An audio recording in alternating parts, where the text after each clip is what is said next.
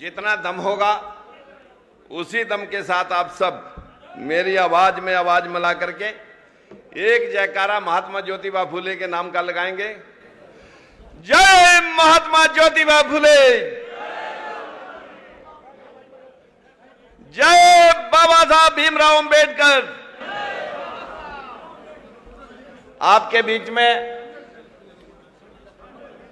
इस सारे ओबीसी को सम्मान दिलवाने के लिए हमारे जस्टिस ऐश्वर्या जी का ताली बजा करके आप जितना अभिवादन कर सकते हैं उतना आप अभिवादन करें।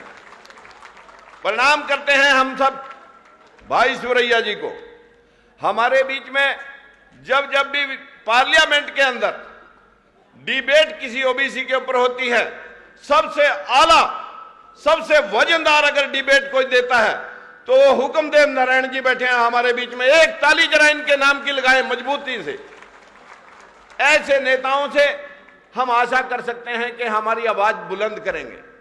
मित्रों, हमारे बीच में बहुत सारे नेता बैठे हैं। शरद यादव जी हमारे बीच में बोल करके गए हैं। हनुमंत राय जी बैठे हैं जो ओबीसी के लिए जी जान से लड़ते रहे हैं। खुशहाल जी बैठे हैं। हरि भाऊ राठौर जी जो घुमंतरू के लिए जी जान से दिन रात काम कार्य करते हैं। माधव राव जी हमारे इस आज के प्रोग्राम के ऑर्गेनाइज में, भाई पीसी पतंजलि जी वाइस चांसलर पूर्व में, और भाई हंसराज जी, जहांगीर लाल बहादुर जी खोवाल, हमारे बहुत सारे मंचासीन नेतागण और इस सभागार में बैठे ओबीसी के सभी कर्णधार साथियों, मैं नमन करता हूं आपको जो आपने इतनी अच्छी हाजिरी में अपनी बात कहने, अपनी बात मनवाने के लिए आज की आप उपस्थिति दे रहे हैं। इसके लिए मैं आपका कोटि कोटि प्रणाम करता हूं, आपका धन्यवाद करता हूं। मित्रों, बहुत सारे भाषण ओबीसी के नेताओं से हमने पहले सुन रखे हैं। इस देश के अंदर इस 70 साल की आजादी में हर पार्टी के नेता ने ओबीसी के ऊपर भाषण दिया, किसानों पे भाषण दिया, बेरोजगारों पे भाषण दिया और साथियों मजदूरों पे भाषण दिया। 70 साल में से लगभग ऐसा कोई नेता, ऐसी कोई पार्टी इस ओबीसी के लिए जो भाषण ना दे चुकी हो, वो हमेशा हम सुनते रहे हैं। हमारी दशा दिशा क्या है, इसके लिए मैं पार्टी के नेताओं को गुनाहगार नहीं मानता।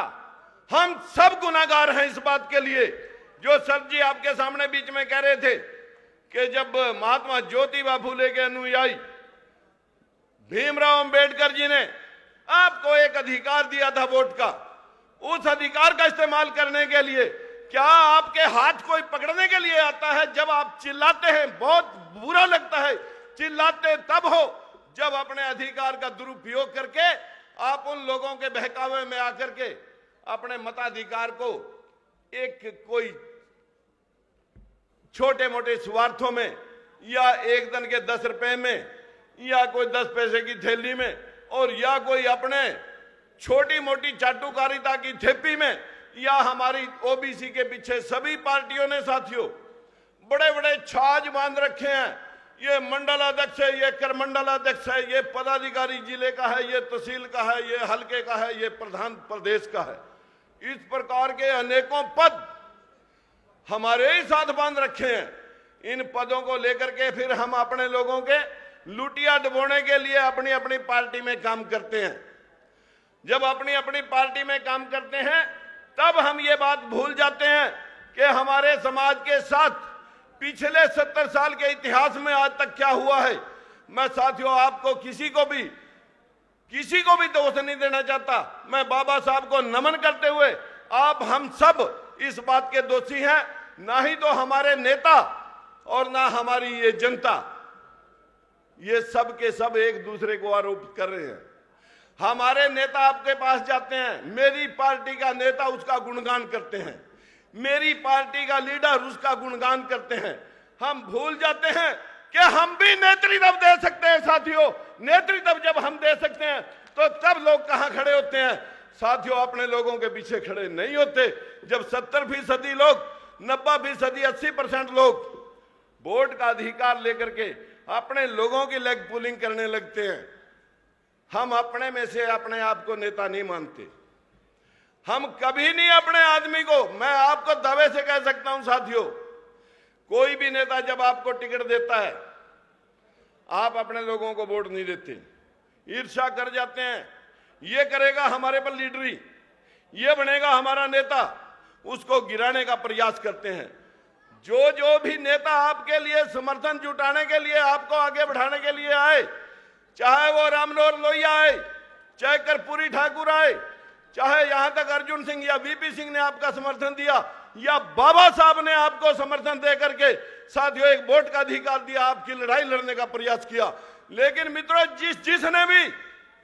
जिसने भी ओबीसी का समर्थन दे करके ओबीसी को आगे बढ़ाने का प्रयास किया, चाहे वो 1990 का सीन आप देखें, जब वीपी सिंह जी ने आपको आगे बढ़ाने के प्रयास में, चाहे भले उसके पीछे उसकी कुर्सी की मंशा रही होगी, लेकिन उसने आपको 52% हक देने के लिए मंडल कमीशन की रिपोर्ट को जब लागू किया था साथियों, तब लोगों ने हमारे ही संपत्ति को, हमारे पूरे प्रदेश की संपत्ति को तहस नहस किया था, और हम लोगों ने ही पेड़ काट काट करके सड़कें अवरुद्ध की थी। हमें नहीं पता कि हम किसके पैर काट रहे हैं, हमें तो सिर्फ इतना है, जिसने बहका दिया हम उसके पीछे पीछे भाग लिए। मैं साथियों आपसे विनती करना चाहता हूं दोस्तों, अपने आप को सुधारिए, किसी को दोष मत दीजिए। बहुत सारे नेता बैठे हैं हमारे बीच में जो आपकी लड़ाई हमेशा लड़ते रहे हैं, लेकिन मित्रों, जब तक आपका नेतृत्व, आज हमारे पास नेतृत्व है, आज हमारे पास सब कुछ है, लेकिन मैं विनती करना चाहता हूं दोस्तों, कहीं पर मराठे, कहीं पर पटेल, कहीं पर कापू और कहीं पर हरियाणा के अंदर आपने जो तांडव पिछले दिनों देखा, जिन जिन लोगों के पास सरकारें जहां जहां रही साथियों, वही आरक्षण मांगने लगे।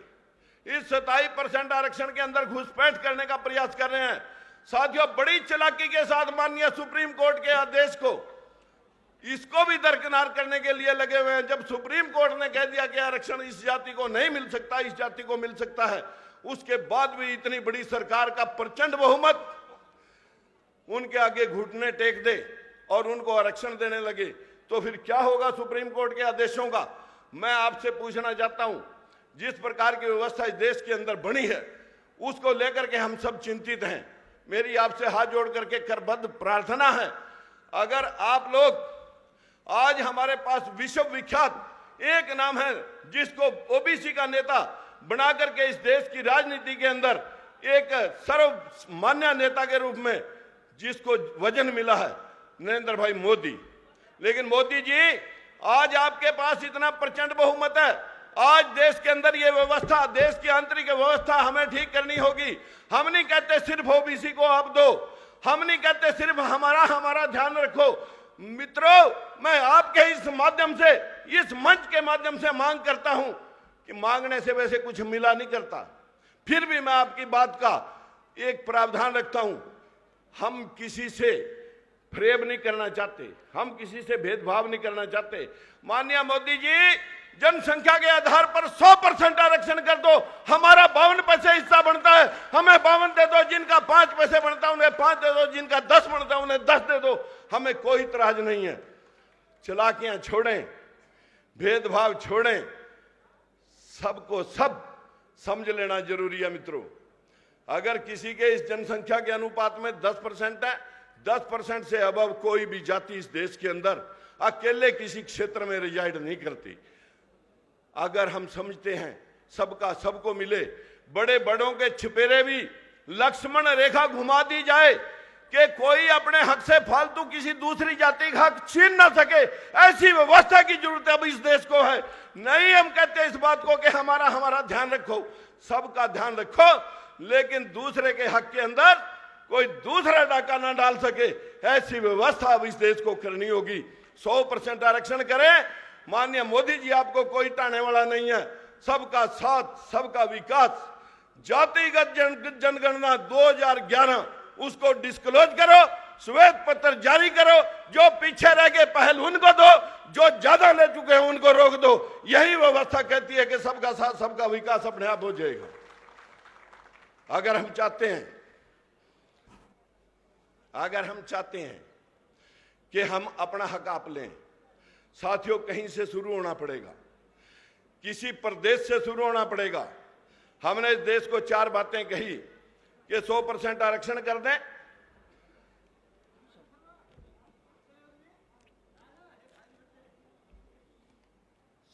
आरक्षण कर दें, एक परिवार एक रोजगार कर दें। एक बार किसी ने आरक्षण ले लिया, आरक्षण के बाद अगला पद कोई भी है तो दूसरे को मिलना चाहिए। आधे आरक्षण में आरक्षण कर दें, आधे पद मेरिट होल्डरों के लिए कर दें, आधे वीकर सेक्शन के लिए कर दें।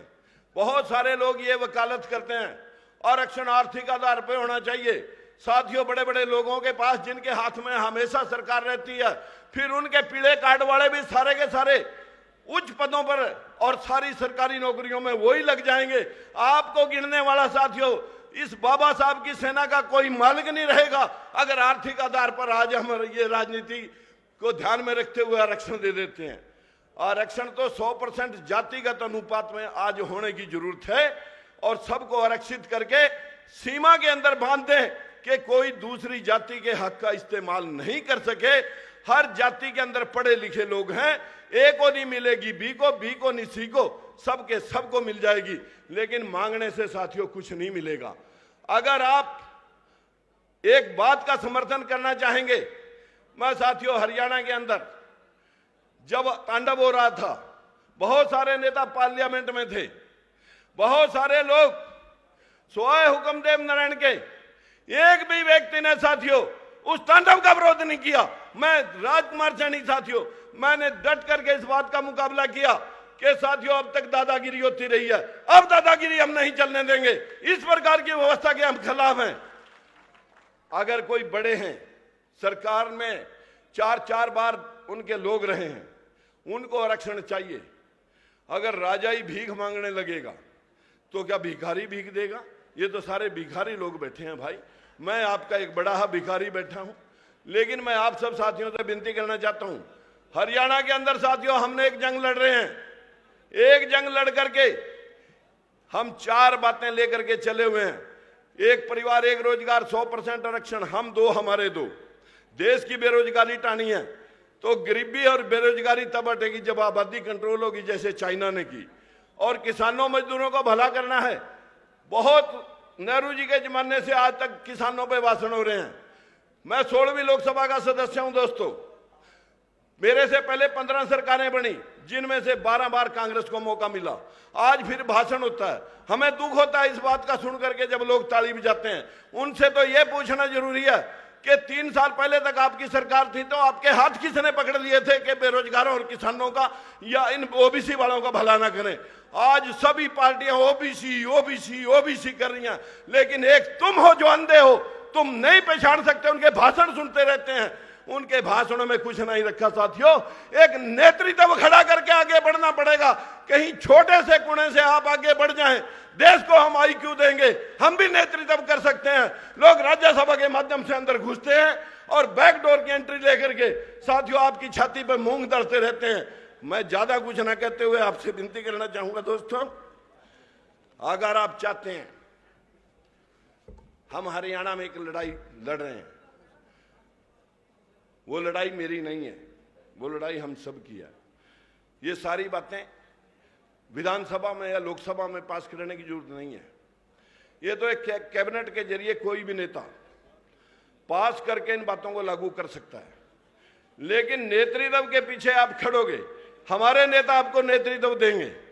जब नेतृत्व आज हमारे पास है, हम पहले उन्हीं से अपील करते हैं कि हमारे हकों का ध्यान रख करके जो हमारा हिस्सा बैठता है उसमें लेकिन मगर बट नहीं होनी चाहिए। आज डिस्क्लोज करें, जातिगत गणना डिस्क्लोज करें, श्वेत पत्र जारी करें। जो पीछे रह गए उनको पहले आगे बढ़ाएं और जो ज्यादा ले चुके हैं उनको रोक दें। यही सबका साथ सबका विकास है। इससे ज्यादा कुछ ना कहते हुए मैं सभी को फिर प्रणाम करता हूं। धन्यवाद।